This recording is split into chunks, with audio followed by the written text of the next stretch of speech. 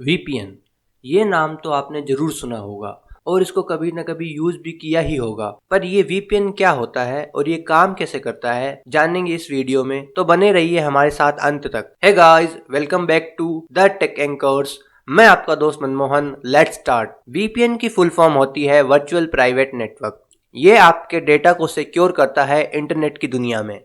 अगर simple language में हम बात करें तो इमेजिन कीजिए कि इंटरनेट एक हाईवे है और आपका फ़ोन एक बाइक है जिस पे बैठ के आप अलग अलग जगह पर ट्रेवल करते हो, जैसे कि शॉपिंग साइट हो गई, यूट्यूब हो गया, न्यूज़ साइट हो गई, गेम साइट हो गई, जिसे आप इंटरनेट की भाषा में सर्फिंग बोलते हो, वेब सर्फिंग। तो इस खुले हाईवे पे अपनी बाइक पे आपको कोई भी ट्रैक कर सकता है, आपकी इन्फॉर्मेशन निकाल सकता है, आपकी रियल आइडेंटिटी पता कर सकता है कि आप कौन है, आप कहाँ ट्रेवल कर रहे हो, ये पता लगा सकता है। वीपीएन को आप एक प्राइवेट टनल की तरह इमेजिन कर सकते हो जिसमें सिर्फ आप ही ट्रेवल कर रहे हो। उस टनल के अंदर कौन क्या कर रहा है वो कोई भी पता नहीं कर सकता। वीपीएन यूज करने के लिए सबसे पहले आपको वीपीएन क्लाइंट अपने डिवाइस में इंस्टॉल करना पड़ेगा। देन वो वीपीएन क्लाइंट वीपीएन सर्वर से कनेक्ट करके आपके डिवाइस और वीपीएन सर्वर के बीच एक टनल स्टेब्लिश करेगा और जो भी ट्रैफिक अब आपका डिवाइस जनरेट करेगा वो सारा डेटा इस टनल के थ्रू एनक्रिप्ट होके सेंड होगा वीपीएन सर्वर को।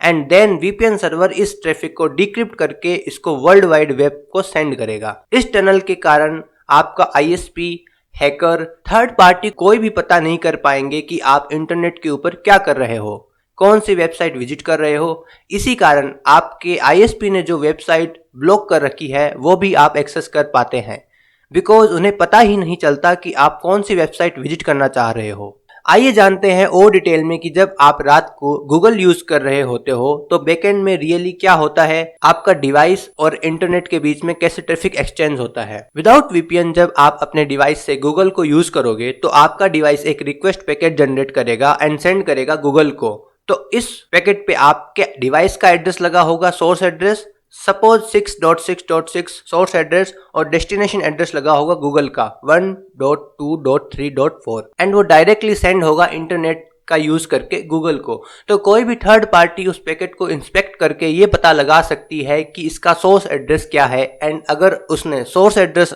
का पता लगा लिया तो उनको पता चल जाएगा कि ये डिवाइस कौन सा है और इसको कौन यूज कर रहा है। बट अगर आपने अपने डिवाइस को वीपीएन से कनेक्ट कर रखा है तो जो पैकेट आपके डिवाइस ने सेंड किया है बिना वीपीएन के केस में वही पैकेट सेंड होगा, बट आपके डिवाइस का वीपीएन क्लाइंट उस पैकेट को कैप्चर करके उसको एनक्रिप्ट कर देगा, उस पे सोर्स आईपी लगा देगा आपके डिवाइस की जो कि है 6.6.6.6 एंड डेस्टिनेशन आईपी लगा देगा वीपीएन सर्वर की जो कि हम अज्यूम करते हैं 3.3.3 एंड वो पैकेट सेंड होगा वीपीएन सर्वर को एंड वीपीएन सर्वर उस पैकेट को डिक्रिप्ट करेगा ओरिजिनल पैकेट में। देन डिक्रिप्ट होने के बाद उस पैकेट पे सोर्स आईपी लगी रहेगी वीपीएन सर्वर की 3.3.3 एंड डेस्टिनेशन आईपी लगी रहेगी 1.2.3.4 गूगल की। एंड देन गूगल रिप्लाई करेगा आपकी रिक्वेस्ट का एक रेस्पॉन्स पैकेट जनरेट करके एंड सेंड करेगा वीपीएन सर्वर को with source IP 1.2.3.4 and destination IP 3.3.3.3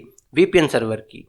then VPN server उस पैकेट को कैप्चर करेगा एंड एनक्रिप्ट करके सेंड करेगा आपके डिवाइस को with source IP 3.3.3.3 and destination IP 6.6.6.6 आपके डिवाइस की। तो इस वजह से थर्ड पार्टी को कभी पता नहीं चल पाएगा कि आप गूगल को एक्सेस कर रहे हो, बिकॉज आपके डिवाइस के ट्रैफिक के ऊपर डेस्टिनेशन आईपी गूगल की नहीं बल्कि वीपीएन सर्वर की रहेगी एंड जो पैकेट आपके डिवाइस को रिसीव होगा उस पे भी गूगल की सोर्स आईपी नहीं बल्कि वीपीएन सर्वर की आईपी रहेगी। तो ये पैकेट कहाँ से आया है ये भी किसी को पता नहीं चल पाएगा। तो दोस्तों इसी तरह वीपीएन काम करता है। मिलते हैं किसी और वीडियो में किसी नई टेक अपडेट के साथ। बाय।